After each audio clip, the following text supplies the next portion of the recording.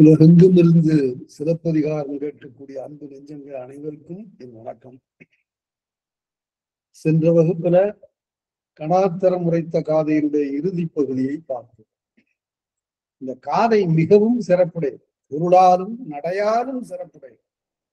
எடுத்துக்காட்டு சொல்லும்ல, பொருளாலும் நடையாலும் சிறப்புடையது. பொருளால் எப்படி சிறப்புடையது என்றால், தமிழர் பண்பாடு இது என்பதனை கண்ணகி தேவந்திக்கு அறிவுறுத்துகிறார். தேவந்தி அந்த வழியில் அந்த மரபில் வந்தவள் அல்லன். ஆனா கண்ணகி அப்படி இல்லை. அதனால நீ சோமகுண்டம் சூரியகுண்டம் ஆகிய 2 கோட்களிலே சென்று மூழ்கி காமவள் கோட்டத்திலே சென்று கைதொழுதால் இழந்த கணவனை மீண்டும் பெறுவாய் என்று தேவந்தி சொன்னாள். பீடன்று என்று ஒரு தொடரால் 2 சொற்கள் இருக்கு. அதுல பீடு அன்று, அது பெருமை அளிப்பது ஆகாது என்று கண்ணகி சொன்னார். இதுல என்ன சிறப்பு என்றால், 2 நாகரிகங்கள் 2 பண்பாட்டு அலைகள் அங்கு மோதுகின்றன. இளங்கோவடிகள் எந்த இடத்திலையும் தேவந்தி சொல்லுகின்ற அந்த மரபு வைதிகத்திற்குரியது என்றெல்லாம் சொல்லல. அது தமிழர்களுக்கு மாறானது என்பதனை மட்டும் உணர்த்தி இருக்கிறார் என்பதை உணரணும். ஏனென்றால் இன்னொன்றை குறை சொல்வதாக அவருடைய உள்ள இதனுடைய பெருமை சொல்வதாக இது எமக்கு பீடன்று அப்படின்னு சொன்னார். அதனால பொருளால் சிறப்புடையது இந்த காதை. கணாத்திரம் உரைத்த காதைன்னு சொல்லுவதை பாருங்க. நிலாக்காலம் என்பது போல, பலாச்சுளை என்பது போல ஒற்று மிகுந்தே வர வேண்டும். கணாத்திரம் உரைத்த காதை. அதுவே கனவு திறமுறைத்த காதைன்னா, கனவு திறமுறைத்த காதைன்னு இங்க ஒற்று வரும். எங்கெங்கு வரும் வராது என்பதற்கு நல்ல இலக்கணத்தை தொல்காப்பியர் சொல்லி இருக்கிறார், நன்னூலார் பின்பற்றுகிறார். இதெல்லாம் பார்த்தோம். அதுபடி கணாத்திரம் என்று சொன்னார். இதுல ஒரு நுட்பத்தை உங்களுக்கு சொல்லுகிற பாருங்க. சிலப்பதிகாரத்தை வீட்டுல போய் எடுத்து பாருங்க.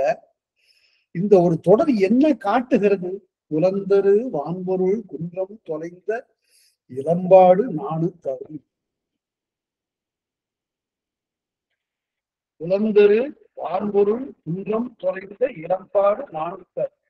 பெரிய ஆராய்ச்சி எல்லாம் அதுல பண்ணலாம், நாம அங்க போக வேண்டாம். எல்லாம் புலந்தரு ஈரசை, வான்பொருள் ஈரசை, குன்றம் ஈரசை, தொலைந்த ஈரசை, இளம்பாடு மட்டும் மூவசை. இளம்பாடு மட்டும் மூவசை, நானு ஈரசை, தரும் ஓரசை. அப்ப இது எப்படி இருக்கு அப்படின்னா, இந்த இடத்துலதான் எழுதினாலும் குரல் முன்பா எழுதினாலும் அதுல மூவசை சீர் அருகி வரும், ஈரசை சீர் அதிகமாக வரும். சில சமயங்கள்ல மூவசை சீர் மிகுதியாக வரலாம், அது கொஞ்சம் புறநடை. இதை எடுத்து பார்த்தீங்கன்னா இது எப்படி இருக்கிறது என்றால், அப்படியே திருக்குறளுக்கு என்ன இலக்கணமோ அதை இங்க பார்க்கலாம். புலந்தரு வான்பொருள் குன்றம் தொலைந்த இளம்பாடு நானும் தரும், அவ்வளவுதான். ஒரு திருக்குறளையே கொண்டு போய் அங்க வச்சது மாதிரி இருக்கு. இளங்கோவடிகள் திருக்குறளை ஆற பயின்றவர் என்பதுக்கு இது ஒரு எடுத்துக்காட்டு. இதனால வரந்திருக்காதையில நிறைய பார்க்க போறோம். அவர் திருக்குறளை அப்படியே உள்வாங்கி கொண்டு அதனுடைய கருத்தையும் நடையையும் அப்படியே கையாளக்கூடிய நிலையை நாம பார்க்கிறோம். அதனால நலங்கேள் முறுவல் நகைமுகம் காட்டி இளங்கோவடிகள் ஒருவர் தான் இந்த வாயல் முறுவல்னு சொல்றார். அதாவது கண்ணகி 2 வகையான ஒரு புன்முறுவலை காட்டுகிறார். முதல் புன்முறுவல், கோவலனுடைய பெற்றோர் அங்கிருந்து மருமகளை காண வருகின்ற போது அவங்க வேற வீட்டுல இருந்தாங்க, கண்ணகி வேற வீட்டுல இருந்தாங்க. அதுக்கு குறிப்பு சிலப்பதிகாரத்தில் இருக்கிறது. வரும்போது வாங்கம்மா வாங்க என்று ரொம்ப மகிழ்ச்சியாக இருப்பது போல காட்டினார். அந்த முறுவலுக்கு என்ன பெயர் என்றால், அவர் சொல்லுகிற பெயர் வாயல் முறுவல். வாய்னா உண்மை, அல்லுன எதிர்மறை. வாயல் முறுவல் உண்மையல்லாத ஒரு முறுவலை காட்டும். உள்ளத்திலிருந்து வல்லது, உள்ள மகிழ்ச்சியாக இல்லை. அதே போல இப்ப இங்க இருந்து கோவலன் வந்தான். வந்த உடனே சலம்புணர் கொள்கை சலதையோடு ஆடி புலந்தரு வான்பொருள் குன்றம் தொலைந்த இளம்பாடு நாணத்தருன்னு சொன்ன உடனே நலங்கேடு முருவல் காடு. அப்படியா? ஓஹோ, பொன்பொருள் இல்லை என்ற ஒரு குறை உங்களுக்கு இருக்கிறதா? ஒன்றும் கவலைப்பட, அதை கொடுக்கறதுல வருத்தம் இல்லை. அதனால உள்ளத்துல இப்ப வருத்தமே இல்லை. தன்னுடைய கணவன் பொருள் தொலைந்ததே என்று வருந்துகிற போது அதை நாம கொடுத்தா போச்சு. என்ன இருக்கு கையில? ஒண்ணும் இல்லை, எல்லாம் போச்சு. கால் இருக்கிற சிலம்பு இருக்கு. அதனால சிலம்புல பொன், உலங்கிறது ஒரு பன்மை. சிலம்பு உட தானே, அது வினைமுற்றுது, குறிப்பு வினைமுற்று. இந்த இடத்துல உல சிலம்புல கொன்பு என சிலம்புகள் உள்ளன. அதனால ஒரு சிலம்பு கொடுக்கிறார், இரண்டு சிலம்பையும் எடுத்து கொடுக்கிறார். சிலம்புல கொன் என உடனே அவன் என்ன சொல்றான்? இதை முதலாக கொண்டு நான் இழந்த பொருளை எல்லாம் ஈட்டுவேன். உலர்ந்த பொருள். இங்கதான் கோவலனுக்கு அறிவு சரியாக இயங்குகின்ற நிலை வந்துவிட்டது என்பதனை இந்த தொடர் காட்டுகிறது. என்னன்னா, நான் தொலைச்ச பொருள் எல்லாம் அப்படிங்கிறான். உலர்ந்த பொருள் எல்லாம், காணாமல் போன பொருள் எல்லாம், வீணாக செலவிட்ட பொருள் எல்லாம், அவற்றையெல்லாம் நான் மறுபடியும் மீட்டு தருவேன், மீட்டுக் கொள்வேன் என்று சொல்லிவிட்டு புறப்படுறான். அதனால அந்த பகுதி, இந்த கணாத்திரம் உரைத்த காதை நம்முடைய பண்பாட்டு நிலையிலும் இலக்கிய நிலையிலும் மிக மிக சரி. அப்ப எங்க போறது? மாட மதுரைக்கு போகும். மாடகூடங்கள் நிரம்பிய மதுரை மாநகரம் அந்த காலத்துல பெருவணிக நகரம். அந்த நகரத்தினுடைய மாண்பையெல்லாம் எடுத்து மதுரை காண்டத்துல சொல்ல போறாரு.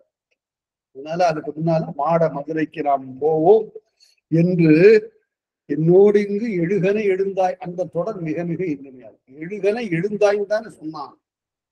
புறப்படுன்னு ஒண்ணு புறட்ட, எழுகனை எழுந்தாய்.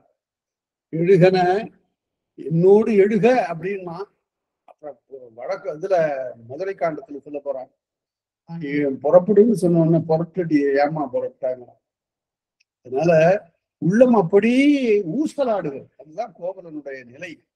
எந்த இடத்திலும் அவன் மாதவியினுடைய அழகு கண்டு மயங்கி அவள் பால் சார்ந்தான் என்பதற்கு குறிப்பு இல்லை.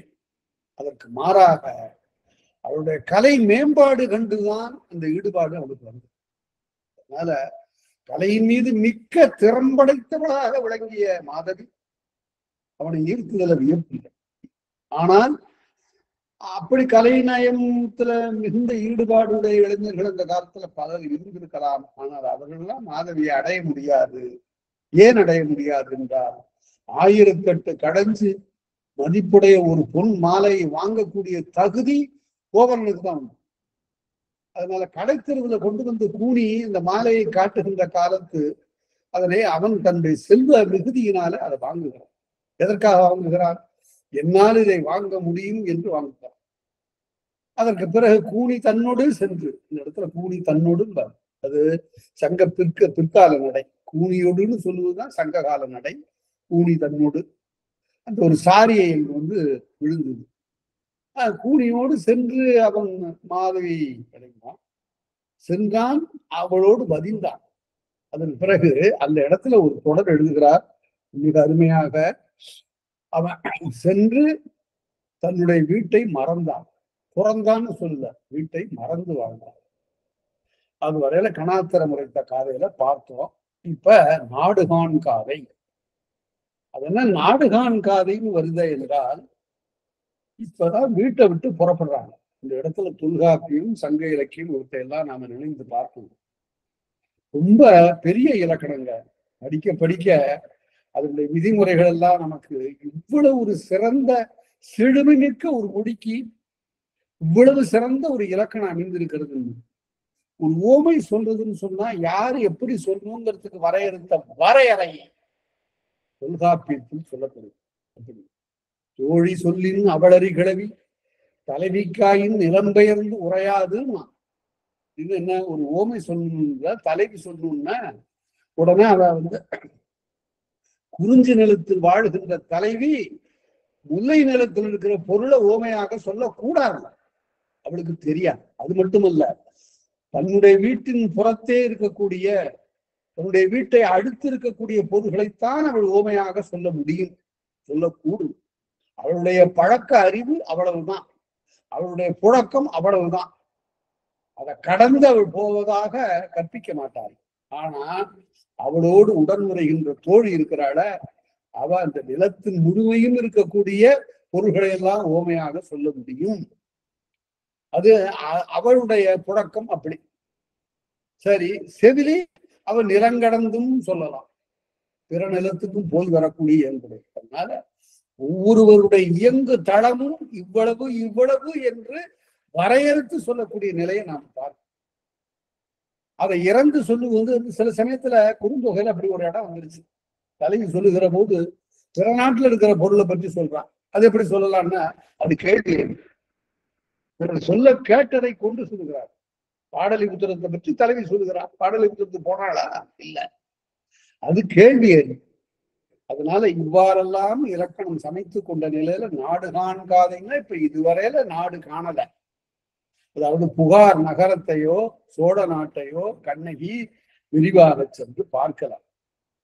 இப்ப பார்க்கின்ற நிலையில புறப்பட்டு போறாங்க போது. அப்ப நாம நாடு காண்காதையில பார்த்தோம்.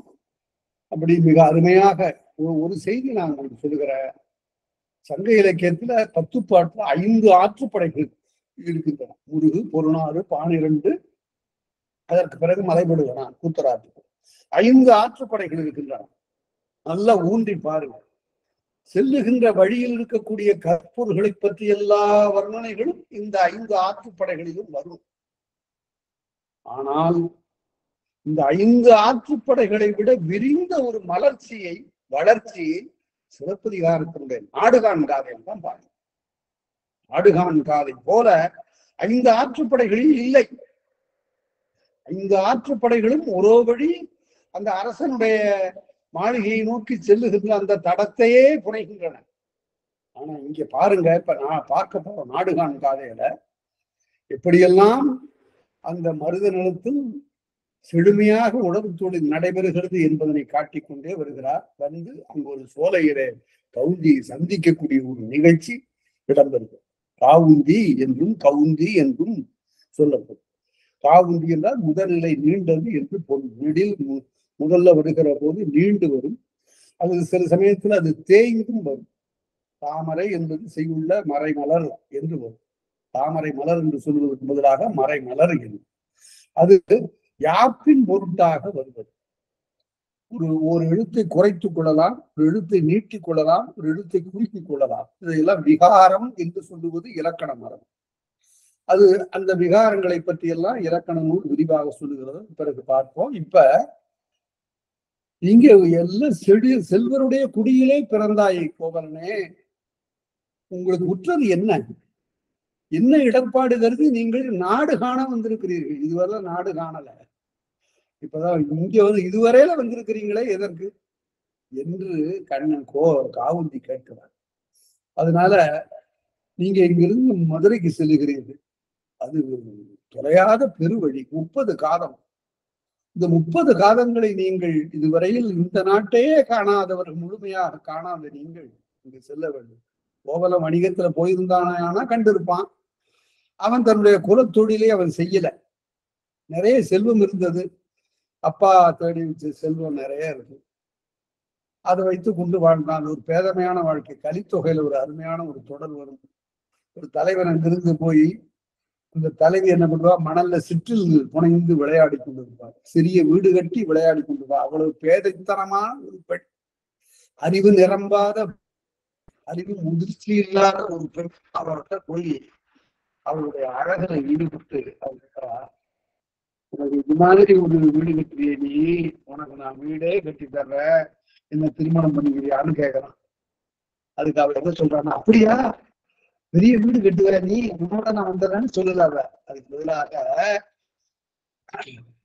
அவன் சொன்னான், வீடு கட்டித்தரேன்னு சொல்ல, அப்பா கட்டின பெரிய வீடு,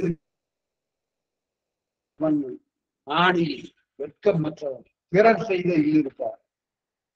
பிறத்தியார் கட்டின வீட்டுல இருக்கிறவன் நீ பாரு, நான் சின்னதா நானே வீடு கட்டுறேன் இங்க மணல்ல, உனக்கு கல்லால ஒரு வீடு கட்டுறதுக்கு கூட தகுதி இல்லை. பிறர் அப்பா கட்டின வீடுதான், அதை என்ன பிறர் செய்த இருப்பார். பிறத்தியார் கட்டின வீட்டுல இருக்கிறவனே அப்படின்னு. அப்ப என்ன பொருள்? அவரவருக்கு அந்த தாளாண்மை வரும், முயற்சி வரும். அது இல்லாட்டி அது வாழ்க்கை இல்லை. அதைத்தான் சொல்லணும். இப்ப போதுவல் யானும், போதுவல் அருமையான தொடர்பெல்லாம் உண்மை உரிமை.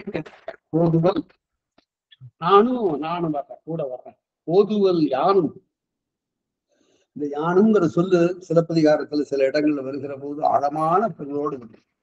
இந்த இடத்த மறக்க முடியாது நம்ம எங்களோட. போதுவல் யானும் முன்னாடி சொல்ல போறாரு வரந்திருக்கிறதுல, யானும் சென்று என் எதிரெழுந்து தேவந்திகை மேல் திகழ்ந்து தோன்றி வஞ்சி மூதூர் மணிமண்டபத்திடை முந்தை தாழ்நிழல் இருந்தோர். இந்த இடப்பெயர்கள் எல்லாம் என்ன அழகாக சங்க இலக்கியத்திலும் சிலப்பதிகாரத்திலும் இடம்பெறுகிறதுன்னு பார்க்கணும். யானும் இந்த முந்தை இப்படியெல்லாம் இடப்பெயர்களை சரியாக பயன்படுத்தக்கூடிய நிலையை பார்க்கிறோம். போதுவல் யானும், போதுமே நான் வர்றேன், போதும் நீங்களும் வாருங்கள். மின் என்பது முன்னிலை ஏவல்ல இருக்கக்கூடிய ஒரு விகுதி, அது முன்னிலை விகுதி. போதுமின் என்ற காவுந்தி ஐயை என்பது இந்த இடத்துல ஒண்ணு சொல்ற. ஐ என்பது ஐ வியப்பாகும். தொல்காப்பு ஐ வியப்பாகும். வியத்தற்குரிய ஒரு மேன்மை படைத்தவர்கள் ஐயன் என்று சொல்லலாம். ஐயன் என்பதற்கு என்ன பொருள் என்றால் வியத்தற்குரிய மேன்மை உடையவர். அதனால்தான் ஐயன் என்ற சொல் வேற எங்கேயோ போய் எப்படியோ தவறாக பயன்படுத்தி விடக்கூடாது என்ற கருத்துலதான் பழங்காலத்துல எல்லாம் ஐயன் நீங்கள் என்ன சொல்லுகிறீர்கள் என்றார். அதனால்தான் திருவள்ளுவருக்கு ஐயன் திருவள்ளுவர் என்று சொல்ல வேண்டிய நிலை ஏற்பட்டது. என்ன பொருள் என்றால் வியப்புக்குரிய ஒரு மேன்மை அவர் பால் இருந்தது என்பது பொருள். அதனால ஐயை அதே அதுக்கு பின்பால் ஐயை ஐயள் ஐயை என்று சொல்லணும்.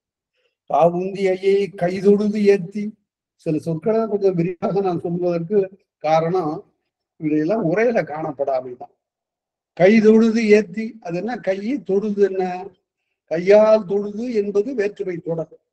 கையால் தொழுது என்பது வேற்றுமை தொடர். நாட்டார் ஐயா அந்த இடத்துல கொஞ்சம் நுட்பமாக உரை எழுதியிருப்பார். என்ன என்றால் கைதொழுது என்பதற்கு கையால் வணங்கி நாவால் போற்றின்னு எழுதுவார். தொழுதுங்கிறது சொல்லுதுக்கு பாருங்க, நம்மகிட்ட இல்லாம போச்சுப்பார். நம்மகிட்டன்னா தமிழ் வழங்குகிற மக்களிடம் கடவுளை வணங்குதல் என்ற ஒரு சொல் இருக்கிறத தவிர கடவுளை தொழுதேன் என்பது பேச்சு வழக்குல அதிகமா இல்லை. தொழுகைங்கிறது எங்க இருக்குன்னு கேட்டா இஸ்லாமியர்கள். அது என்ன தொழுகை அப்படின்னா உடலை வணங்கி உடலை வளைந்து வணங்குதல் என்பதற்கு தொழுதல் என்று பெயர். உடலை வளைந்து வணங்குதல். அத நாவுக்கரசர் தேவாரத்துல கையாளுவார்.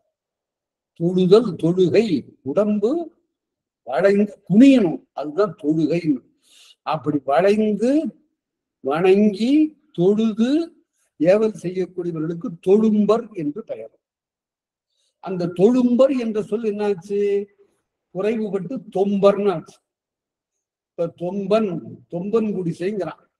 என்ன பொருள்? அப்ப தொழும்பன் வேலை செய்யக்கூடியவன், வணங்கி உடல் குறுகி பணியக்கூடியவன், அவன் வாழுகின்ற இடம் என்று பொருள். அதனால தொழுகை என்ற அந்த சொல்லுக்கு உள்ள சரியான பொருள் அவ்வாறு ஒரு மெய்ப்பாடு உடைய ஒரு சொல்லது. கைதொழுது ஏத்தி அடிகள் நீரே அருள்தீராயின். அப்பதான் கோவலன் சொல்றான், அடிகளே, இந்த அடிகள்ங்கிற சொல்லு மிக உயர்ந்த ஒரு சொல்லு. அதாவது வணங்கப்படுகின்றவருடைய மேன்மையையும் வணங்குவானுடைய பணிவையும் காட்டுகின்ற ஒரு சொல் அடிகள். இந்த அடிகள்ங்கிற சொல்ல மிக அருமையாக இடங்கோடிகள் கையாளுவார், பின்னடி கையாளு. அடிகள் முன்னொரு யானடி வைத்தேன் வடியாக்களது மனக்குழல் வேண்டும் என்று 2வது கடிதத்துல மாதவி எழுத பார்க்கும். அடிகள் நீரே அருள்தீராயும், நீங்களே இப்படி சொல்லுவீர்களே, ஆனால் தொடிவளை தோழி துயர் தீர்ந்தேன். துடிவளை தோழி வளைந்த வளையலை அணிந்த, இதெல்லாம் சிலப்பதிகாரத்தை ரொம்ப ஊன்றி படித்த பல நுட்பங்கள் நமக்கு. எல்லா நுட்பங்களும் உள்ளடக்கி ஒரு உரை இன்னும் வரணும். ஏன் முன்னாடி இருக்கிறவங்க எல்லாம் எழுதலையான்னு? எழுதிருக்காங்க. அவங்கெல்லாம் அறிவுல மிக மூத்தவர்கள், பெரியவர்கள், சார்ந்தோர்கள். அவங்களை எந்த குறையும் சொல்ல முடியாது. 3 பேர் சிலப்பதிகாரத்துக்கு எழுதியிருக்கிற உரையும் 3 மாபெரும் மும்மணிகள். யாரு? அரும்பது உரைகாரர் அவ்வளவு சாதாரணமான அறிவுடையவர்கள். அடியாருக்கெல்லாம் அதை விரிவாக்கியவர். நாட்டார் ஐயா அதை அண்ணாமலை பல்கலைக்கழகத்துல பாடம் சொல்லுகிற போது அதை விரிவாக விரித்து சொன்னார். அவர் பாடம் சொல்வதை கேட்டு ராகவியங்கார் வியந்து போனார். வகுப்பறைக்கு வெளியில நின்று அதை கேட்டார். இதெல்லாம் வரலாறு. அதனால அந்த மூவரும் சுருக்கமாக எழுதினாங்க. முதல் 2 பேரும் மிக சுருக்கமாக எழுதியிருக்கிறார்கள். ஏன்னா அந்த காலத்துல எழுது பொருள் அப்படி. நாட்டாரையா பாடம் சொல்லுகிற நிலையில எழுதினார்.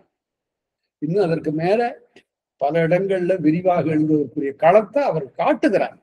அதனால அந்த அடிப்படையில இப்ப ஒரு செய்தியை நான் சொல்றேன். தொடி வளைத்தோழி வளைந்த வளையலை அணிந்த தோளை உடைய கண்ணகி அப்படின்னு போதும். அது என்ன, ஏன் இந்த வளையலுக்கு என்ன அப்படி ஒரு பெரிய குறிப்பு? இந்த இடத்துல என்ன பெரிய ஆழமான பொருள்? வளையலை அணிந்த ஒரு பெண்ணுன்னு சொன்னா அது ஒரு பெரிய ஆழமான பொருள் அங்க என்ன இருக்கு அப்படின்னா அப்படி இல்லை. அவ கணவனை இழந்த பிறகு மாட மதுரையிலே அங்கிருந்து மேற்கே சேரநாடு நோக்கி செல்லுகிற போது, கணவனை இழந்தேன், தனியாக இருக்கிறேன், எங்கே எந்த திசை நோக்கி போவதுன்னு தெரியல, கிழக்கு வாயில்ல நான் போக மாட்டேன், கணவனோடு வந்தேன், தனியாக அந்த வாயிலே நுழைந்து திரும்பவும் சோழ நாட்டிற்கு போவதற்கு என்னுடைய உள்ளம் இடம் கொடுக்கவில்லை, ஆகவே மேற்கு வாயில் நோக்கி செல்லுகிறேன் என்று சொல்லுகிற போது தன்னுடைய கையிலே இருக்கிற வளையலை உடைத்து போடுகிறான். அப்ப என்ன பொருள் என்றால், மங்கள அணி என்பது வளையலாகவும் இருக்கிறது. மங்கள அணி என்பது கழுத்தில் அணிகின்ற அந்த மன அணி ஆக மட்டுமல்லாமல் கையில் இருக்கிற வளையலாகவும் இருக்கிறது என்பது கூறும். அதுக்காக இங்க தொடி வளைத்தோடி இங்கு வளையலை அணிந்த, சரி, அந்த வளையலை அணிந்த பெண் சொல்லுகின்ற காலத்து ஒரு குறிப்பு யாரும் கேட்கலாம். புலந்து வான்பொருள் குன்றம் துறைந்த இளம்பாடு நாணுத்தரும் என்று சொன்ன போது அந்த வளையலை கழற்றி கொடுத்துக்கலாமேன்னா அது வளையல் பொண்ணு இல்லை, அதை கொண்டு பொருள் ஈட்ட முடியாது. அவையெல்லாம் பொன்னாலாகிய அணிகலன்கள் எல்லாம் போயின, எஞ்சி இருப்பன இந்த 2 சிலம்பு. அதுதான் கொடுத்தான். துடிவளை தோழி துயர் தீர்த்தோ துயர் தீர்த்தேன், அப்பாடா பெரிய துன்பத்தை நான் தீர்த்துட்டேன். அப்ப என்ன, கால விழுவமைதி தீர்க்கின்றேன்னு சொல்லணும். தீர்த்தேன், துன்பத்தை, கண்ணகியினுடைய துன்பத்தை போக்கிட்டேன். இப்ப நினைச்சு பாருங்க, கண்ணகியினுடைய துன்பத்தை இவன் போக்கணும். இதுவரையில எப்படி இருந்தான்? கண்ணகி எவ்வளவு பெரிய துயரில் இருந்தாள். அவனை பிரிந்த துயரில் இருந்த போது அந்த துயரை தீர்ப்பதற்கு முடியாதவனாக இருந்த கோவலன், ஒரு மயக்க நிலையில் இருந்தவன், மாதவியோடு சேர்ந்த நிலையில் இருந்தவன் இப்போதுதான் கண்ணகியை நினைந்து பார்க்கிறான். துடிவளை தோடி துயர் தீர்த்தேன் என அவன் சொல்ல, இந்த எனங்கிற சொல்லு ரொம்ப இன்றுமையாகும். இளங்கோவடிகள் இந்த என என்ற இணைப்பிடை சொல்லுது. அதாவது 2 பேர் பேசுகிற போது இந்த உரைநடை இணைக்கின்ற சொல்தான் இந்த என. அது வழக்குறைவாக ரொம்ப அருமையாக பார்க்கலாம். அதாவது அங்கிருந்து அறிவரை போகிய குறையறிஞ்சித்து வாயிலோயே வாயிலோயே என அங்க வந்து போட்டாரு. என வாயிலோன் வாழியின் கொற்கை வேந்தே வாழி, தென்னன் பொறுப்பின் தலைவு வாழி, செழிய வாழி, பழியோடு படரா பஞ்ச வாழி, இப்படி வாயில் ஒருத்தி வந்திருக்கிறாள் என, இப்படி 2 பேர் உரையாட. அதுதான் நாடகம். நாடக அமைப்பு என்பதனை தெளிவாக இந்த என என்ற இடைச்சொல். 2 பேர் பேசும்போது இளங்கோடிகள் குறுக்க வந்து பூந்து அவர் எதுவும் சொல்வது இல்லை, வழக்கம். இந்த உரையாடல எனங்கிறத எடுத்து பார்த்துட்டீங்கன்னா அருமையான நாடகம். என இணைப்படுச்சு. இப்படி ஒரு கட்டமைப்பு உடைய ஒரு சிலம்பை அது நாடகம் அல்ல என்று எழுதினார். இது நாடகம் ஆகாது, இது வடநூலை பார்த்து எழுதிய ஒரு கூத்து நூல் என்று எழுதினார். இதுக்கு நான் தான் அதற்கு மறுப்பெல்லாம் ஆங்கில தமிழ் நூல் எழுதினார், நான் ஆங்கிலத்தில் எழுதினேன். அதனால ஒரு நல்ல நாடக நூல் என்பதற்கு நிறைய இடங்கள் ஒரு 100 அளவுக்கு சொல்லலாம். அந்த அளவுக்கு எடுத்துக்காட்டுகள் இருக்கின்றன. அதுல இந்த இணைப்பிடை சொல்லை கையாளுகின்ற ஒரு நெறி ஒன்று. கோவலன் காணாய், கோவலனே காண்பாயார். இந்த காணாய்ங்கிற சொல்லு பாருங்க. கோவலன் காணாய்ன்னா என்ன பொருள்? இப்பவும் பேச்சு வழக்குல பாருப்பா அப்படின்னு சொல்றதுதான். அது பேசிட்டே இருக்கும்போது பாருப்பா அப்படின்பான். அது போல காணாய், கோவலன் காணாய், கொண்டை நெறிக்கு ஏதம் தருவனை யாங்கும் பல கேண்மோம். நாம போகிற இந்த நெறியில, இந்த வழியில எவ்வளவோ ஏதங்கள் இருக்கின்றன. ஏதம்னா துன்பம். இப்ப என்ன பொருள் என்றால், கவுந்தியடிகள் புகார் நகரத்திலிருந்து மதுரைக்கு பல முறை பயணம் செய்தவர், பல முறை மதுரையை நோக்கி சென்று வந்தவர், அந்த பழக்கமுடையவர் ஆதலால் இடைப்பட்ட இந்த வழியில ஏற்படக்கூடிய இடர்பாடுகள் ஏதங்கள் பற்பல தோன்றும் என்று அவர்கள் காட்டுகிறார். ஏதம் திருவன யாங்கும் பல கேண்மோ, நீங்கள் கேளுங்கள். வெயில் நிறம் பொறா மெல்லியல், அந்த காவுந்தி அம்மா கண்ணையே ரொம்ப உற்று நோக்கி இருக்கிறாங்கிறதுக்கு இங்க ஒரு எடுத்துக்காட்டு பின்னாலும் இருக்கு. ரொம்ப கூர்ந்து கோவலனை பார்த்ததை விட கண்ணகியை கவுந்தி அடிகள் மிக கூர்ந்து பார்த்திருக்கிறாங்க. அதாவது கண்ணகியினுடைய நிறம், அழகு, நெற்றி, கூந்தல் எல்லாவற்றையும் பார்த்து பார்த்து இந்த அம்மா ஒரு அருமையான ஒரு பெண் இவ்வளவு பெரிய வருத்தத்துக்கு ஆளாக நேர்ந்ததே என்று கோவலன்பால் அவனுக்கு சினமும் இருக்கக்கூடும். ஆனா அதை வெளிக்காட்டி கொள்ளாது. வெயில் நிறம் பொறா மெல்லியல், வெயிலினுடைய துன்பத்தை தாங்காத இந்த பெண் வெயில் நிறம் பொறா மெல்லியற்கொண்டு பயில்பூம் தண்டலை படகுவும் எரினே, நல்ல பசிய சோலைகள் வழியாக. தண்டலைங்கிறது எப்படி பிரிக்கணும்? தன் தலைன்னு பிரிக்கணும். தலைங்கிறது இடம்ங்கிற பொருள், குளிர்ந்த இடம். தலைங்கிறது ஏழாம் இடத்துக்கு உருவாகவும் வரும்.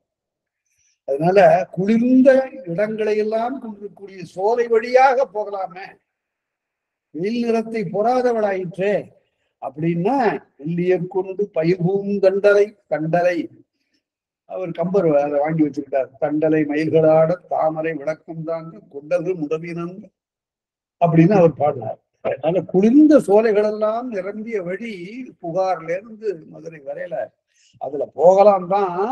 ஆனா மண்பக வீழ்ந்த கிழங்காகள் குழி, அங்கங்க இடையில குறிஞ்சி நிலம், மருத நிலம் தாண்டி சோலைகள் வழியாக புகுந்து குறிஞ்சி நிலம் செல்லுகின்ற காலத்தில் நிழல் இருக்கும். அந்த நிழல் வழியாக செல்லுகின்ற போது அங்கு வயல்களின் ஊடே நாம போவோம். இந்த வயல்களின் வள்ளிக்கிழங்கு, இந்த சர்க்கரை வள்ளி கிழங்கு பயிரிட்டிருப்பார். அந்த அந்த வள்ளிக்கிழங்குக்கு ஒரு சிறப்பு உண்டு. என்னவென்றால் அது ஆழமாக வேறு உண்டு. அதனுடைய வேர்கள் மிக ஆழமாக போகும். கலித்தொகையில் ஒரு தலைவி சொல்லுகிறாள், என்னையும் என்னுடைய காதலனையும் ஒன்று சேர்க்க துணியாத இந்த நகரம் கெடும். எப்படி கெடும்?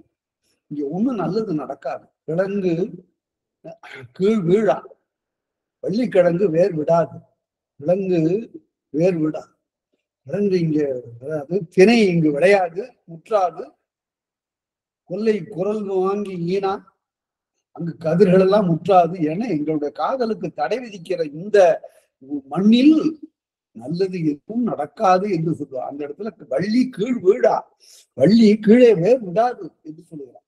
அது ஆழமாக வேர் விடக்கூடிய இந்த வள்ளிக்கிழங்க பறிச்சுக்கும். பறிச்ச பிறகு அந்த இடம் குழியா இருக்கும். அந்த குழியில அங்க இருக்கக்கூடிய மலர்கள் எல்லாம் உதிர்கின்ற மலர்கள், அதுக்கு பேர் செம்மல்னு பேர். முதிர்ந்த மலருக்கு செம்மல்னு பேர். தமிழ் செம்மல்ங்கிறாங்க. தமிழ்ல முதிர்ந்த அறிவுடையவன் என்று பேர். அந்த மாதிரி அந்த மலர்கள் எல்லாம், காய்ந்த மலர்கள் எல்லாம் இந்த குழியை நிரப்பி இருக்கும். அதனால அது இறுக்கமா இருக்காது. அந்த இடத்துல போய் காலை வச்சு உள்ளார தடுக்கி கொள்ளக்கூடிய நிலை ஏற்படும். எப்படி பார்த்துருக்காங்க அந்த அம்மா? அது எதற்காக பார்த்துருக்காங்கன்னா, இவங்களுக்கு பழக்கம் கோவலனை பற்றி அவங்களுக்கு கவலை இல்லை, ஆண்மகன். ஆனால் இந்த வெயில் நிறம் பொறாத இந்த காரிகை அந்த மாதிரி இடங்கள்ல முன் அனுபவம் இல்லாததனால் காலை தடுக்கி கொண்டு விழுந்து விடக்கூடும். வெயில் நிறம் பொறா மெல்லியற்குண்டு பயில்பூம் தண்டலை படர்பூம் எரினேன். படர்தல் என்றால் நினைந்து செல்லுதல். இந்த வழி நல்லா இருக்குன்னு போனா மண்பக வீழ்ந்த, மண்ணே பிளக்குமாறு வீழ்ந்த அந்த கிழங்கு, வள்ளிக்கிழங்கு, சர்க்கரை வள்ளிக்கிழங்கு, கிழங்கு அகழ் குழியை, அதுக்கு இப்ப குழியா இருக்கு, கிழங்க பறிச்சாச்சு. மண்பக வீழ்ந்த கிழங்குகள் குழியை சண்பகம் நிறைத்த தாது சேர் பொங்கல். சண்பக மலர்கள் முதிர்ந்து மூடி இருக்கின்றன.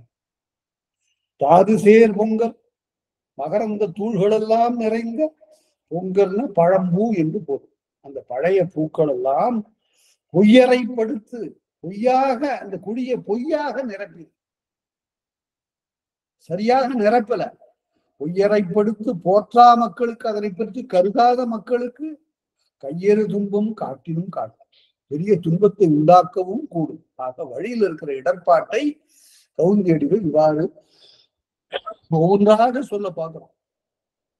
அதனால உதிர்பூம் செம்மலின் ஒதுங்கினர் கழிவர், உதிர்ந்த பூம் செம்மல், வாடிய மலர்கள் எல்லாம். ஒவ்வொரு ஒரு மலர் என்று சொன்னால் அதனை ரொம்ப தமிழன் கூர்ந்து பார்த்திருக்கிறான். அரும்புங்கிற நிலையிலிருந்து செம்மல் வீ வரையில எத்தனை நிலைகளை பார்க்கணும்.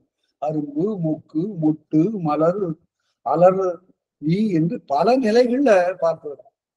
உதிர்பூம் செம்மலின் ஒதுங்கினர் கழிவோர், அதெல்லாம் ஒதுங்கினர் கழிவோர், ஒதுங்கி கழிவோர் முற்றச்சார். ஒதுங்கினர் கழிவோர், ஒதுங்கி நடக்கிறவர்கள். சரி, இது நம்ம இந்த இடத்துல பாதுகாப்பா போகணும்னு சொல்லிட்டு அந்த இடத்துல வளைஞ்சு ஒதுங்க கூடாது. ஏன்னு கேட்டா மேல தொங்கிட்டு இருக்கிற பலாப்பழம் இடிச்சிரும். முதிர்பூம் தேம் பழம்பகை முட்டினும் முட்டும். பழம்பகை, அதாவது பழம்பகைன்னா பழைய பகை இல்ல, பலாப்பழமாகிய பகை. தொங்குகிற பெரிய பலாப்பழம் நம்ம மேல இடிச்சிரும். அதனால முதிர்தேம் பழம்பகை முற்றிய சுவையினுடைய பலாப்பழம் முட்டினும் முற்றும். அதனால கீழே பார்த்துட்டு வரக்கூடாது, மேலையும் பார்க்கணும். புறநானூற்றுலதான் ரொம்ப அழகா சொல்லுவான். இந்த யாழை எடுத்துட்டு போற பாணன் இருக்கானு, அவன் காட்டு வழியா போகிற போது அவன் பாட்டுக்கு நடந்து போக மாட்டானோ, கையில இருக்கிற இந்த யாழை முன்னும் பின்னுமா தள்ளி கொண்டு நடப்பான். ஏன்னா இடையில இருக்கிற கிளை அது இடிச்சு அந்த யாழை எதுவும் செய்து விடக்கூடும். அதனால இந்த யாழை மிகவும் போற்றி பாதுகாத்து அதை கொண்டு போறான். அதை பற்றி அதே போல இங்கேயும் மேலும் கீடுமாக பார்த்து நடக்கும். மஞ்சளும் இஞ்சியும் மயங்கரில் வளையம்னு தோட்டம். மஞ்சளும் இஞ்சியும் மயங்கரில், அந்த பலாவினுடைய நீடல்ல, பலாவினுடைய நிழல்ல மஞ்சளும் இஞ்சியும் விளைவது வழக்கம். அவையெல்லாம் மயங்கரில் விளைத்து கொடி பின்னி கிடக்கின்றன. பல கொடிகள் பின்னி கிடக்கக்கூடிய அந்த இடத்துல செஞ்சுளை பலவின் பரற்பகை உருக்கும். பலாவினுடைய கொட்டைகள் அங்கங்க கிடக்கும், அது காலில் உறுத்தும், அது பரல் போல உறுத்தும். என்னங்க, பலாப்பழத்தினுடைய விதை கிடந்தா அதுல நடந்து போனா கால் ரொம்ப நொந்து போயிடுமா அப்படின்னா, தன்னை நினைந்தும் கவுந்தி சொல்லவில்லை, கோவலன் நினைந்தும் சொல்லவில்லை, கண்ணகியை நினைந்து சொல்லும். ஏன்னு கேட்டா புறநாற்று படையில சொல்லுவார் உடத்தான கண்ணியார், வருந்த நாயினாவில் பெருந்தது சீரடி, ஓடி இழைத்த நாவினது நாப்போலும். இந்த பாதம் எப்படி இருக்குன்னு கேட்டா ஓடி இழைத்த நாயினுடைய நாக்கு மாதிரி இருக்கு, அவ்வளவு மென்மையா இருக்கு, தண்ணி சொல்லுது. நடந்து நடந்து இப்ப கொப்புளங்கள் இருக்கு. அதனால கண்ணகியை நினைந்து பேசுகிறார் கவுந்தடி. கயல் நெடுங்கண்ணி காதற் கேழ்வர், அதனால செஞ்சுளை பலவின் பரற்பகை உறக்கும் பரற்கற்களை போல, கூறிய கூடாங்கள் போல உருக்கும், துன்புறுத்தும், வருத்தும். கயல் நெடுங்கண்ணி, மீன் போல கண்ணியுடைய ஒவ்வொரு உறுப்பா பார்த்துருக்காங்க அந்த அம்மா. கயல் நெடுங்கண்ணி, அதாவது கயலை போல கருமையாகவும் இருக்கிறது, நீண்டும் இருக்கிறது. கயல் நெடுங்கண்ணி காதற் கேழ்வ, மீது ரொம்ப அன்பு வச்ச கேழ்வனே, கிண்டல் செய்யறது மாதிரி. இவ்வளவு அன்பு வச்சிருந்தா நீ விட்டுட்டு போயிருப்பியாப்பா அப்படிங்கிறது மாதிரி. கயல் நெடுங்கண்ணி காதற் கேழ்வ, வயலுடை படர்கூமினே. சரி, சோலை பக்கம் போக வேண்டாம், வயல் பக்கமா நடந்து போகலாமே என்று சொன்னால், வயலுடை படர்கூமினே ஆங்கு படர்தல் நினைந்து செல்லுதல். ஆங்கு பூனாறு இளஞ்சி பொறுகையல் ஓட்டி, அங்க குளங்கள்லாம் இருக்கும், பொய்கை. இளஞ்சின்னா பொய்கை. பூனாறு இளஞ்சி, பூக்கள் எல்லாம் மனம் தருகின்ற, மனத்தை பரப்புகின்ற அந்த பொய்கையில் பொறுகையல் ஓட்டி, அங்கு கயல் மீன்கள் அப்படி மேல நீர் பரப்புக்கு வரும். அதை பார்த்துட்டு நாய் அது மேல பாயும். கரையில் இருக்கிற நாய் இந்த கயல் மீன்களை கவ்வி கொள்வதற்காக பாய்கிற போது அந்த கயல் மீன்கள் தப்பிச்சு ஓடிடும். அது நீர்நாய் கவ்விய நெடும்புற வாழை, உடனே வாழை மீன் அதனுடைய வாயில அகப்பட்டுக்கும். அது பெருசா இருக்கும், அது மிக எளிதாக அகப்பட்டு கொள்ளும். நெடும்புற வாழை வலங்கும் மலங்கும் மிளிர் செருவின், விலங்கப்பாயின் அது மலங்குன்னு விலாங்கு மீன். விலாங்கு மீன்கள் இருக்கக்கூடிய அந்த வயல்ல விலங்க குறுக்க வந்து பாய எது பாய்கிறது? வாழை மீன் பாய்கிறது. வாழைன்னா அது ஏன் அது வாழைன்னு பேருன்னா வாழ் போல. பாவேந்தர் பாரதிதாசன் சொல்லுவார், பாவேந்தர் சொல்லுகிறார், பாண்டியனார் வாழை ஒத்த வாழை நீ அதை பக்குவமாய் வறுப்பாய் என்ன. பாண்டியனுடைய வாழ் போல இருக்கிறதா நெடும்புற வாழை மலங்கு மிளிர் செறிவின் விலங்கு பாயும். விலங்க பாய்தல்னா குறுக்க பாயும். விலங்குன்னு அதுக்கு ஏன் பேருன்னு கேட்டா அது குறுக்க வளர்றது. ஒரு பிறந்த ஒரு நாயோ அல்லது புலியோ சிங்கமோ எல்லாம் 8 அடி உயரம் வளர்ற வழக்கம் எல்லாம் இல்லை. 6 அடி உயரம் மனிதனை போல வளர்கிற வழக்கம் இல்லை. அது குறுக்கதான் வளரும். அதனாலதான் அதுக்கு விலங்குன்னு பேரு. 2 கைகள்ல குறுக்க போடுறதுனால தான் அதுக்கு விலங்குன்னு பேரு. விலங்க பாயின் கலங்களும் உண்டு இருக்காரு. அப்படி வாழை மீன் பாய்வதை பார்த்து இந்த பெண் இதற்கு முன்னாடி இந்த பட்டறிவு இல்லாததனால் அதற்கு கலங்கவும் கூடும். இங்கேயும் இந்த கண்ணகி துயரம் அடையக்கூடும். ஒவ்வொன்னா சொல்லிக் கொண்டு வரோம். அவ்வாறு கரும்பில் தொடுத்த பெருந்தேன் சிதைந்து, கரும்புல அதனுடைய சர்க்கரை பயனை எடுத்து தேனீக்கள் அடை கட்டியிருக்கு. அது பெருந்தேன் பெரிய கூடு கட்டியிருக்கு, தேன் கூடு. குறிஞ்சி பெருந்தேனழைக்கும் நாடனோடு நட்பே என்று குறுந்தொகையில சொல்லுவாங்க. அந்த பெருந்தேன் சிதைந்து அந்த தேனடை உடைஞ்சி சுரும்பு சூழ் பொய்கை தூணியே கலக்கும். அந்த தேன் என்ன ஆகும்? உடைஞ்சு அப்படியே சொட்டி கீழே இருக்கிற தண்ணீர்ல, அங்க இருக்கிற பள்ளங்கள் இருக்கிற தண்ணீர்ல இந்த தேன் கலந்து நிற்கும். அதனால என்ன தீமை அப்படின்னா, அடங்கா வேட்கையில் அறிவு அஞர் எய்தி, அஞர்னு துன்பம். அதாவது அடங்காத வேட்கையினால இந்த தேன் கலந்த இந்த நீரை, எவ்வளவு சங்க இலக்கியம் படிச்சிருக்காரு பாருங்க இளங்கோவடிக்கு. தேன்மயங்கு பாலினும் இனிய அவர் நாட்டு வெப்பங்கடல் நீரே அப்படின்னு ஐக்குறுநூற்றுல சொல்லுவாங்க. தேன் கலந்த அந்த நீரை குடங்கையும் நுண்டு கொள்ளவும் கூடும். ஆனா கைய குளிச்சுட்டு போய் அடாடா அழகா அருமையான தேன் அப்படின்னு அள்ளி குடிச்சிருவா. ஏன் குடிக்க கூடாதா? குடிக்க கூடாது. ஏன் குடிக்க கூடாது? இங்கதான் மிக இன்றியமையாது. என்னவென்றால், தேனை அருந்த கூடாது என்பது சமணர் கொள்கை. ஏன் அருந்தக்கூடாது? அது தேனீக்களுடைய சொத்து. அத போய் இவன் வேறு ஒன்று முயன்று சேர்த்தது. கொஞ்சம் கொஞ்சமா முயன்று சிட்டுக்குருவி சேர்க்கறது மாதிரி, தேனீ மாதிரி அப்படின்னு சொல்லுவாங்க. அந்த தேனீக்கள் அவ்வளவு உழைப்பினாலே பெற்ற ஒன்று இவன் உழைப்பில்லாம கறந்து களவாடி கொண்டு வந்து உண்ணுகிறான். தேனை உண்ணக்கூடாது என்பது சமணர் கோட்பாடு. அதை இங்கே சொல்றார். ஏன் இளங்கோவடிகள் கொள்கை அது இல்ல. கவுந்தி சமண துறவி ஆதலின் இது நெறிக்கு புறம்பாக இந்த தேனை இந்த பெண் உணவும் அருந்தவும் கூடும். அதனால அதுவும் தவறு. அதனால கூட பாதை வழியாக தலைவனும் தலைவியும் போய்கொண்டிருக்கிற போது ஆங்காங்கு குட்டையிலே சிறிய அளவு நீர் தேங்கி கிடக்கும். அதனை தவ்வென குடிக்க யாங்கு வல்லுநூல் கொல்லோ அப்படின்பா. ஓடி போய் தாகத்தின் மிகுதியினால இந்த என்னுடைய தலைவி அதை அள்ளி குடிப்பாளே, நான் என்ன செய்வதுங்கிறான். அதே போல இங்கேயும் அப்படி குடிக்க கூடாது, இது தேன் கலந்த நீர் என்று. தேன்மயங்கு பாலினும் இனி. அந்த பாட்டுக்கு பொருள் வேற. என்னவென்றால், ஐங்குறுநூற்றுல தேன் கலந்த பாலை விட இனிது. அம்மா பிறந்த வீட்டுல பால் கொடுப்பாங்களே, இல்ல அடக்காய்ச்சி ஆவின் பாலை கொடுப்பாங்களே, அதே நீ குடிக்க மாட்டீங்க. ஆனா அவருடைய நாட்டுல இருக்கிற தேன் கலந்த பாலை எல்லாம் வேண்டாம்னு சொன்ன நீ குட்டையில கிடக்கிற நீரை போய் மானுண்டு எஞ்சிய கழுலி நீரை குடிப்பிய, இது சரியா என்று கேட்டபோது அவர் சொன்னா, அது அவர் நாட்டுல உள்ளது. அது மட்டுமல்ல, என்ன சிறப்பு என்றால், தேனும் பாலும் பிற உயிரினங்களின் சொத்து.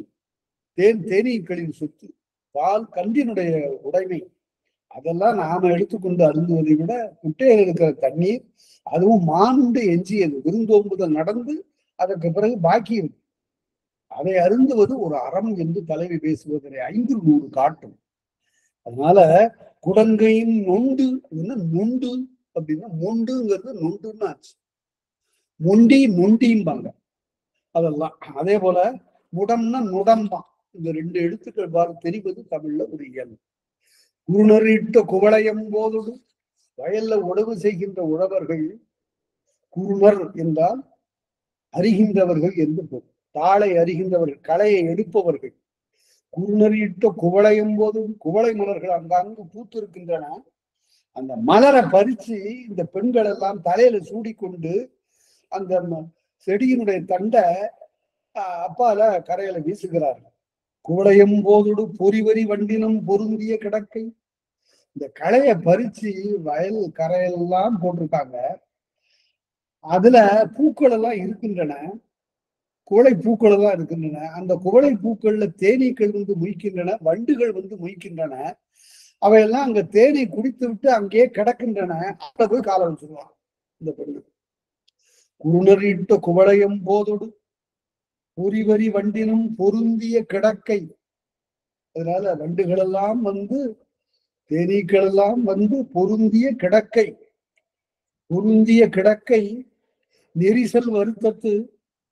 அந்த வழியில போகின்ற போது நீரஞர் எய்தி, நீர் நீர் அப்படின்னு தண்ணீர் இல்லை இங்க, நீவிர் நீங்கள் என்று ஒரு அருமையான ஆட்சி.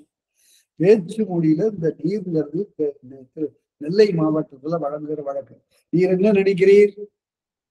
இது இந்த மேல இருக்கக்கூடியவர்கள், வருணத்துல மேல இருக்கக்கூடியவர்கள் அடிக்கடி கையாளுகிற ஒரு சொல் வடிவம். நீர் என்ன நினைக்கிறீர்?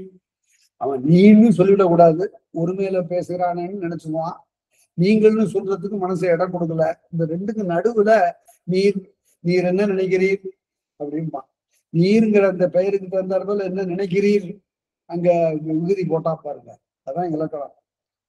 நீர் அந்த மாதிரி நீர், கவுந்தியும் அது மாதிரி சொல்றாங்க. நீர் அஞ்சர் எய்தி, அஞ்சர்னு துன்பம், அறியாது அடியாங்கு இடுதலும் கூடும். அதனால அங்க வண்டும் தேனியும் மயங்கி கிடக்கக்கூடிய அந்த கலையின் பரப்பில் நீங்கள் அடியிட்டு நடந்து செல்ல கூடும்.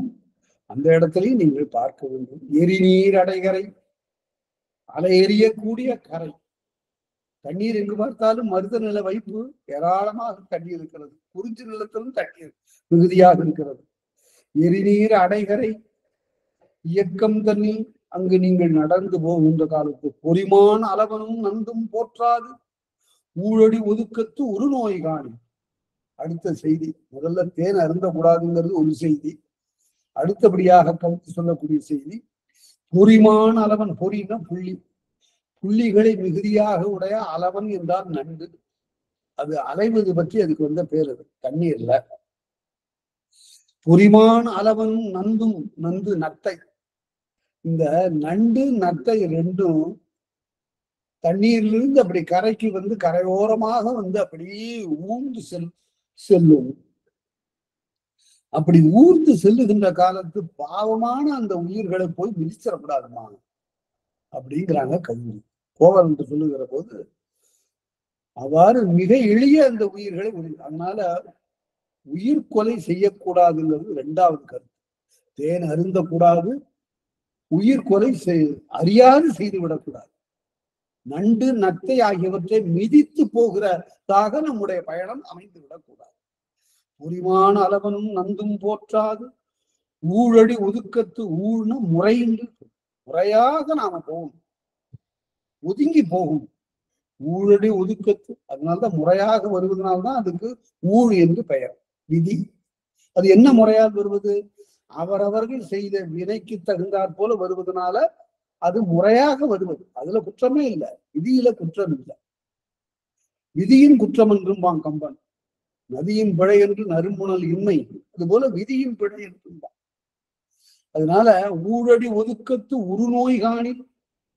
உருன்னு மிகுந்தன்னு போது, மிகுந்த துன்பத்தை கண்டால் தாழ்தரு துன்பம் தாங்கவும் உண்டு. இந்த துன்பத்தை தாங்கவும் முடியாது. வயலும் சோலையும் அல்லது அது என்ன துன்பம்? அந்த உயிர்கள் துன்பப்படுவதை பார்த்து நம்முடைய உள்ளம் துன்பப்படும். நண்டு நத்தைக்கு துன்பமில்லாமல் நடந்து செல்லும், ஒதுங்கி போகும். தாழ்தரு துன்பம் தாங்கவும் ஒண்ணா, தாங்கவும் ஒண்ணா. அந்த உண்ணாதுன்னு சொல்லணும். உண்ணான்னா துன்பங்கள் பல, துன்பங்கள் பலவும் தாங்க ஒண்ணா, தாங்க இயலா. வயலும் சோலையும் அல்லது யாங்களும் அயல் விட கிடந்த நெறியாங்கு இல்லை. ஒண்ணு சோலை வழியா போயாகணும், இல்லாட்டி வயற்கரை வழியா போயாகணும். இந்த ரெண்டு வழி தவிர வேற வழி கிடையாது என்று சொல்லிவிட்டு, நெறியிரும் குஞ்சி நீ வெய்யோளோடு, வெய்யோள் என்றால் விரும்பத்தக்கவள் என்று. வெம்மை வேண்டல் தொல்காப்பியர். வெம்மை என்றால் வேண்டுகின்ற, விரும்புகின்ற என்று போடும். இப்ப வேண்டி என்றால் விரும்பின்னு போடும். பல இடங்கள்ல மேடைகள்லாம் பேசுவாங்க, வேண்டி விரும்பி கேட்டுக்கொள்கிறேன். அது ஒன்றும் இல்லை, ஒரு பன்மொழி அதெல்லாம். நெறியிரும் குஞ்சி, அதாவது நெருங்கி இருக்கக்கூடிய குஞ்சி என்பது ஆண்மகனுடைய கூந்தலுக்கு உள்ள பெயர். நெறியிரும் குஞ்சி நீ, எரித்த கூந்தலை உடைய கோவலனே நீ, வெய்யோளோடு நீ விரும்பிய உன்னுடைய துணைவியாகிய கண்ணகியோடு குறியறிந்து அவையவை குறுகாது, குறிப்பெல்லாம் அறிந்து கொண்டு எங்கெங்கெல்லாம் எப்படி போக வேண்டும் என்ற குறிப்பறிந்து அவையவை குறுகாது அந்தந்த இடங்களில் சென்று தவறான வழிகளை சென்று விடாமல் ஓம்புக, நீ பாதுகாப்பாக நடந்து செல்ல வேண்டும் என்று யார் சொன்னது? தோமொரு கடிஞையும், தோம்னு குற்றம், குற்றமில்லாத கடிஞை என்பது பிச்சை பாத்திரம், உங்கலன்.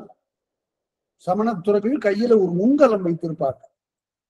தோமொரு கடிஞையும், அந்த கடிஞைங்கிறது ஒரு இடத்துல அருமையாக பௌத்த சமயத்துல தமோபதத்துல சொல்லுவாரு, இந்த கையில் இருக்கிற பிச்சை பாத்திரம் பெருசா இருக்கக்கூடாது, ஒரு கையளவு தான் இருக்கணும். பெரிய பாத்திரமா வாங்கி வச்சுக்கிட்டு சாப்பிடக்கூடாது. ஏன்னா துறவி எவ்வளவுதான் சாப்பிட வேண்டும், கையளவு உண்டு அப்படின்னு. தோமொரு கடிஞையும் சுவன் மேல் அறுவையும் தோல்ல உரி, அதுல நோன்புக்குரிய பொருள்கள்லாம் அந்த உரியில இருக்கும்.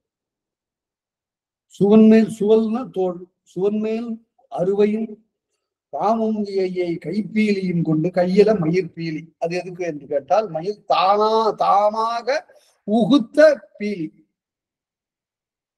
மயில் தாமாக முதிர்ச்சியின் காரணமாக உதிர்த்த அந்த பீலியெல்லாம் திரட்டி கொண்டு ஒரு தூய்மை செய்கின்ற ஒரு தொடப்பமாக கொண்டிருக்கிறார்கள். நம்ம வழியில செல்லுகிற போது, சிற்றுயிர்கள் வருகிற போது அவற்றை அப்படி அந்த பீலியால ஒதுக்கி விட்டு நடந்து போகும். அதுதான் சமண நெறி.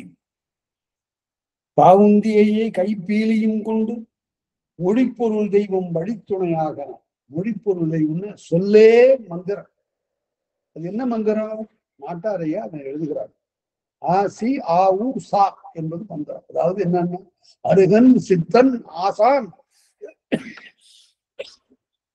என்று சொல்லிக் கொண்டே போகும்.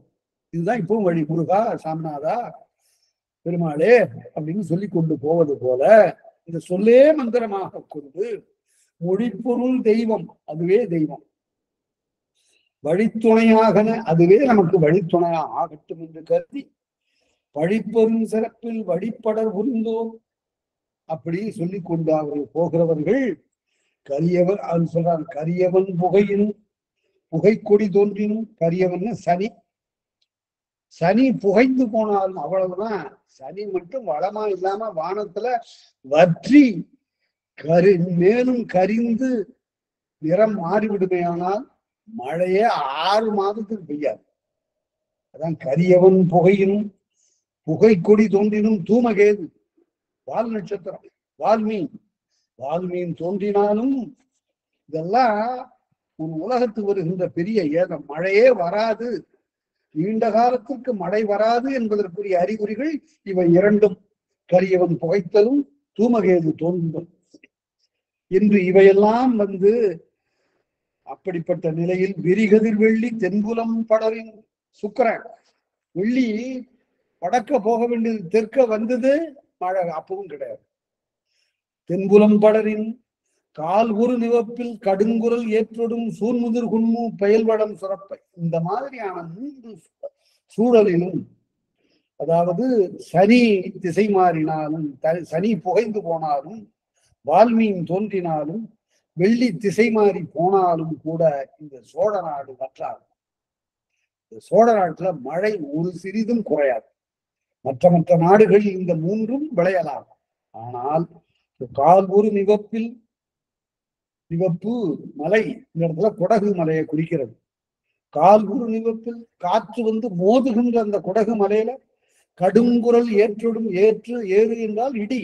அந்த இடியோடு சூழ்முதல் கொண்டு சூழ் கொண்ட மேகங்கள் குயில்கள் எல்லாம் பெயல் வளம் சுரப்ப, அவையெல்லாம் குடகுல மழை பெஞ்சா அங்கிருந்து ஓடி வருகிறது காவிரி.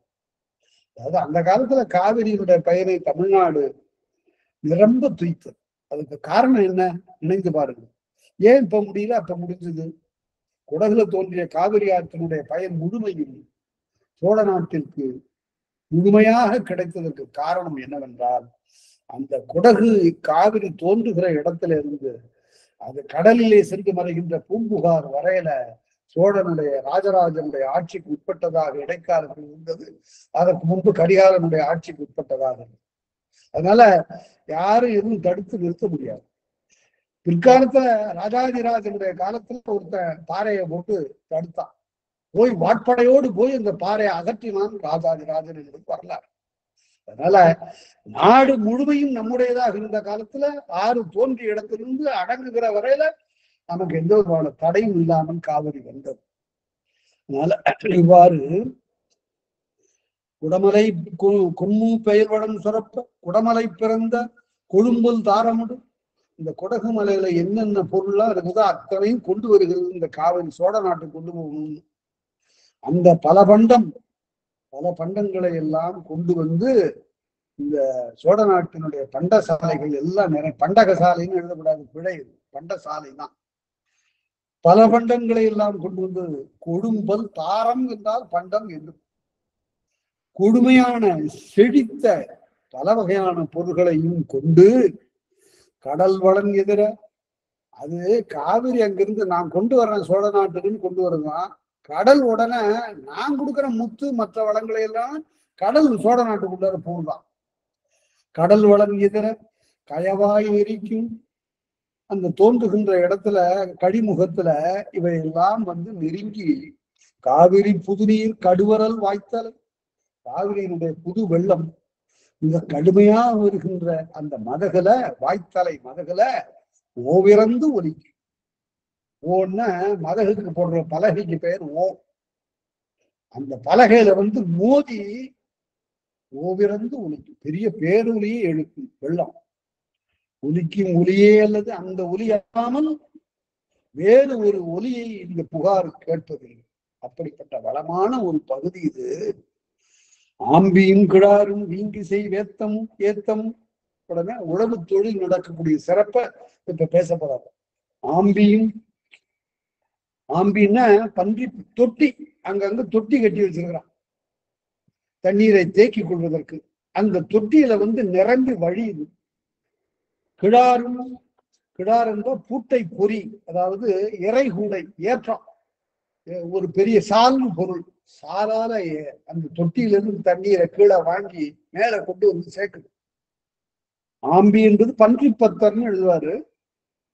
பன்றிகள் கிடக்கக்கூடிய குழி, அதுவே தொட்டியாக பயன்பட்டு அந்த இடத்துல தண்ணீரை தேக்கி இந்த இறைகூடை என்று சொல்லக்கூடிய அந்த சாலால இறைக்கிறாங்க. பூட்டை பொறி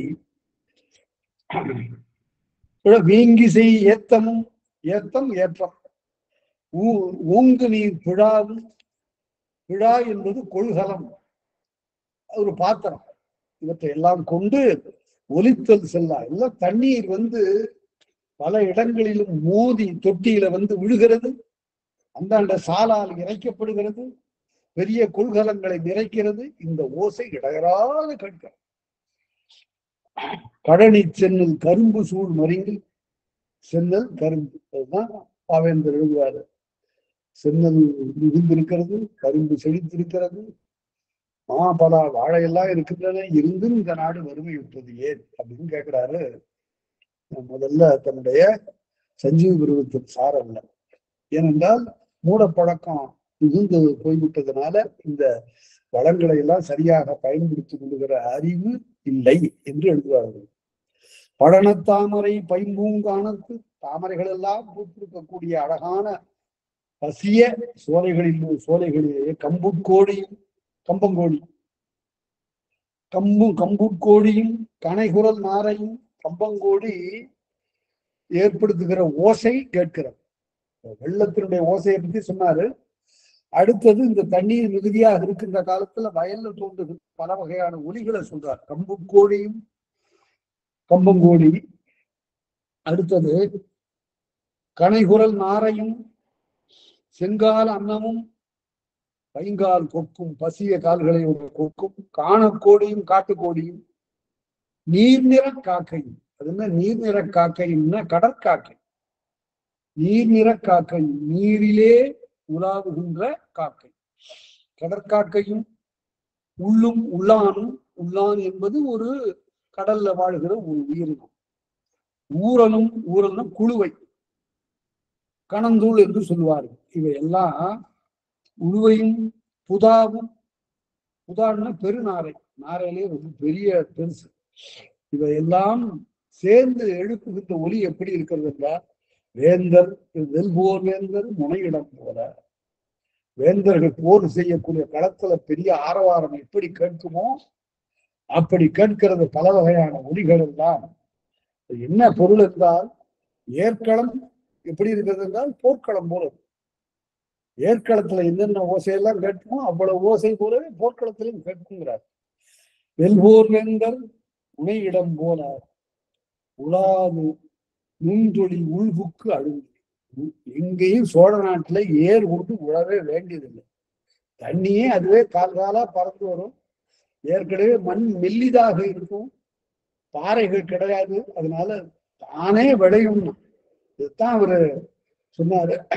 வித்து இன்றி முத்து ஏன் விளைந்தது வெண்ணை சேடையின் கொத்தும் வயலில் குமரேசன். விதை போடாம எப்படியா விளைஞ்சதுன்னா போட வேண்டியது இல்லையா அப்படின்னா.